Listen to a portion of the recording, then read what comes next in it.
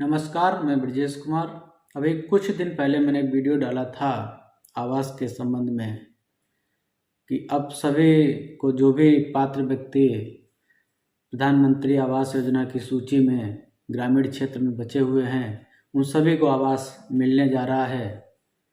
तो वो अब समय ख़त्म हो गया है। जिन लोगों के नाम सूची में थे उन सभी का जो पात्र व्यक्ति सर्वे के बाद बचे थे वो सारे रजिस्ट्रेशन उनके कर दिए गए हैं और शायद जनवरी बीतते बीतते उन सभी को प्रथम किस्त मिल जाएगी। इसी संबंध में कुछ बात आपसे करनी थी। जो आपके मन में कुछ प्रश्न होंगे उन प्रश्नों पे बात करनी है, आपको बताना है कुछ। तो पहले ये समझ लें कि जिन व्यक्तियों के रजिस्ट्रेशन हो गए हैं लगभग उन सबको पता होगा कि हमारा नाम प्रधानमंत्री आवास योजना की सूची में था और हमारा रजिस्ट्रेशन हो गया है, क्योंकि उनसे आधार कार्ड, फ़ोटो और बैंक का खाता मांगा गया होगा, उनका एक आवेदन भरवाया गया होगा और ब्लॉक स्तर पे सारी कार्रवाई पूर्ण कर ली गई है। सारे खातों को फ्रीज कर दिया गया है, केवल पैसा भेजना ही बाकी है अब। तो इसमें कुछ बातें मैं बताऊं इससे पहले आपसे कहूँगा कि हमारे चैनल को अभी तक आपने अगर सब्सक्राइब नहीं किया है तो चैनल को सब्सक्राइब कर लीजिए और हमसे जुड़ जाइएगा। जो भी आप लोगों से संबंधित तमाम सरकारी स्कीमें हैं मैं उनके बारे में आपको बताता रहूँगा अपने चैनल के माध्यम से। हमारे और भी वीडियो हैं, आप वहाँ जाके उन्हें देख सकते हैं तमाम स्कीमों के बारे में। तो जिन्हें आवास मिलने जा रहा उनके लिए ये वीडियो खास तौर पे है और उनके लिए भी बताऊंगा कि जो पात्र व्यक्ति थे अभी तक कच्चे मकान उनके पास हैं, झोपड़ी है, लेकिन उनका नाम प्रधानमंत्री आवास योजना की सूची में नहीं था, इसलिए उनका रजिस्ट्रेशन नहीं हो सका, उनको आवास दिया जाना संभव नहीं हो सका। तो ऐसे व्यक्तियों के लिए थोड़ा इंतज़ार करना होगा, क्योंकि जो प्रधानमंत्री ग्रामीण आवास योजना की सूची थी वो सूची लगभग अब समाप्त होने जा रही है। जहाँ भी जितने पात्र व्यक्ति बचे थे, लाभार्थी उनके बचे थे, उन सबको आवास दिया जाना है अभी। उसके बाद ये सूची शून्य हो जाएगी, फिर नए सिरे से एक सर्वे होगा।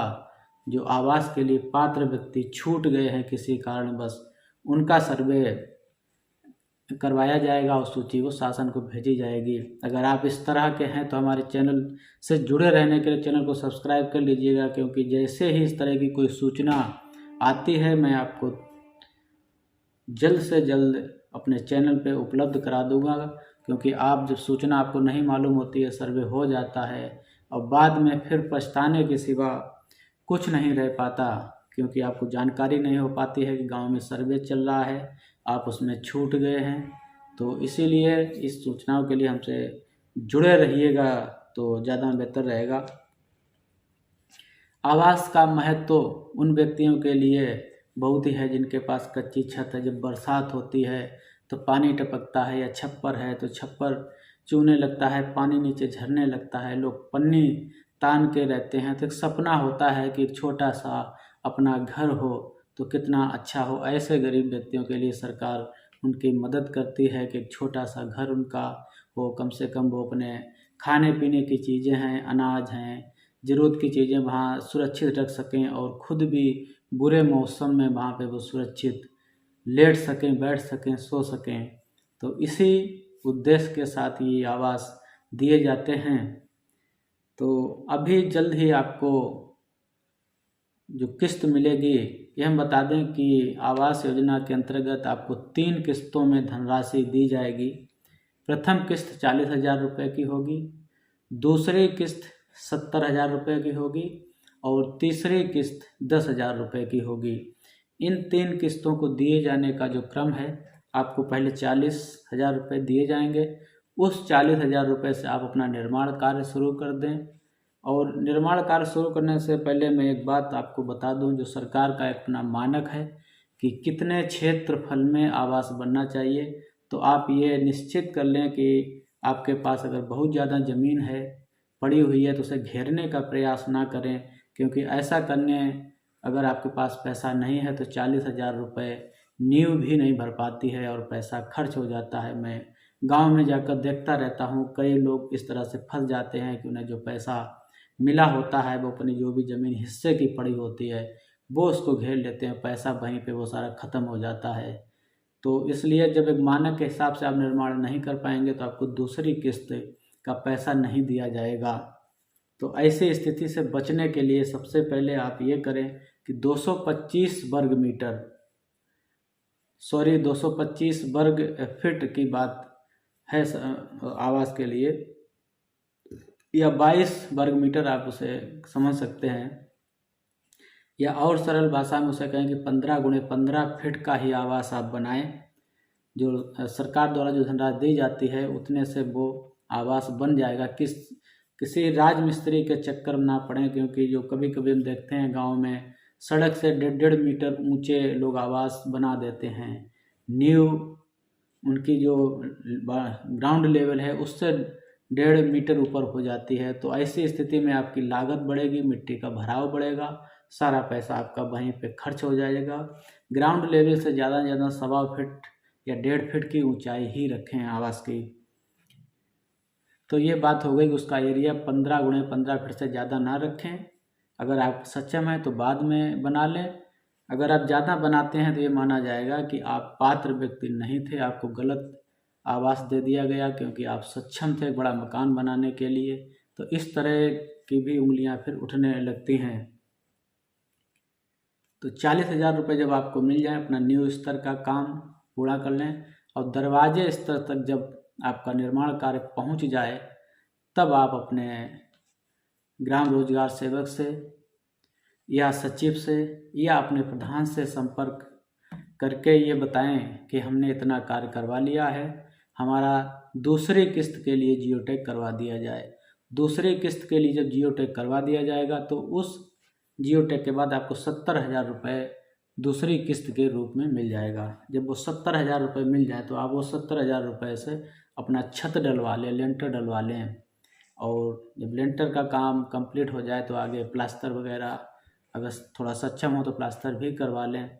और ये जब कंप्लीट हो जाएगा 10,000 रुपये की जो अवशेष किस्त है वो भी आपको जियो टैग के बाद दे दी जाएगी। यहाँ पर एक चीज़ मैं आपको और बताना चाह रहा हूँ, काफ़ी बार मेरे सामने ऐसी शिकायतें आती रहती हैं कि हमें मनरेगा की धनराशि नहीं दी गई। और आपको भी ये जानकारी होनी चाहिए कि सरकार आवास के साथ साथ में जब आप आवास बनाने के लिए अपने खुद का काम करते हैं तो सहयोग के रूप में उसमें सरकार 90 दिन का रोजगार या 90 मानव दिवस मैंडेज आपको मनरेगा के तहत भी देती है। जब आपका रजिस्ट्रेशन होगा तो उसमें जॉब कार्ड का नंबर डाला जाता है, आपका मास्टर रोल निकलेगा। जब आप प्रथम किस्त का उपयोग कर लेंगे तो उस समय तक आपको 28 दिन का जो मैंडेज है, आज के जो रेट हैं 213 रुपये के हिसाब से वो दिया जाएगा। और जब 70,000 की किस्त मिल जाएगी उसका उपयोग कर लेंगे तो 42 दिन का आपका मास्टर रोल और निकलेगा। उसके बाद फिर 20 दिन का मास्टर रोल, इस तरह कुल 90 दिन का आपको मनरेगा से रोजगार या 90 दिन की धनराशि आपके खाते में दी जाएगी आपके आवास में काम करने के एवज में। तो इस तरह कुल मिलाकर 19,170 रुपये आपको मनरेगा से मिलेगा। तो आप इसे ठीक से याद कर लीजिए, समझ लीजिए। जब भी आपकी प्रथम किस्त आए तो आप अपने पंचायत सचिव से, ग्राम प्रधान से या ग्राम रोजगार सेवक से ज़रूर संपर्क कर लें। क्या उनका मास्टर रोल आवास का निकला है कि नहीं निकला। अगर नहीं निकला है तो प्रयास करके निकलवा लें, क्योंकि बाद में जब छूट जाता है तब मिलना मुश्किल हो जाता है। थोड़ा आपको बार बार चक्कर काटने पड़ेंगे, लेकिन फिर भी समय से वो बकाया धनराशि आपको नहीं मिल पाएगी। तो ये महत्वपूर्ण बिंदु है कि मनरेगा से जो 19,170 रुपये 90 मानव दिवस के रूप में आपको दिए जाएंगे वो भी आपके उसी आवास में काम आएगी। ये सारी कुछ बातें थीं जो मैंने आपको इस वीडियो में बता दी। आपको ख्याल रखना होगा, मनरेगा से आपको धनराशि लेनी है, कोई विलम्ब नहीं करना है उसमें। अगर विलम्ब करेंगे तो वो आप चूक जाएंगे वहाँ पे। निर्माण कार्य की अगर प्रथम किस्त मिल गई है तो दूसरी अति शीघ्र उसका निर्माण कार्य कर लें, और मानक के हिसाब से दरवाजे स्तर तक जब आप पहुँच जाएँ तो उसका जियो टैग करवा दें दूसरी किस्त के लिए। जब दूसरी किस्त आपको मिल जाए अपने छत डाल लें, जो बाकी काम तीसरी किस्त आपको स्वतः मिल जाएगी जियो टैग के बाद। तो ये रही बात उनको जिनको आवास मिलने जा रहा है। और जिनको अभी तक आवास नहीं मिला है और हमारा ये वीडियो देख रहे हैं, सुन रहे हैं, तो वो थोड़ा धैर्य रखें, क्योंकि जो सूची है प्रधानमंत्री ग्रामीण आवास योजना की वो अब लगभग समाप्त होने वाली है। समाप्त ही समझो उसे। और नई सूची के लिए कभी भी सर्वे के आदेश आ सकते हैं शासन से कि जो लोग छूट गए हैं उनकी एक अलग सर्वे कर लिया जाए, उनकी सूची बना ली जाए। तो आप जानकारी आपको होनी चाहिए। आप हमारे वीडियो से जुड़े रहें। जब भी इस तरह के कोई आदेश आते हैं मैं आपको इस वीडियो पे ज़रूर बता दूंगा।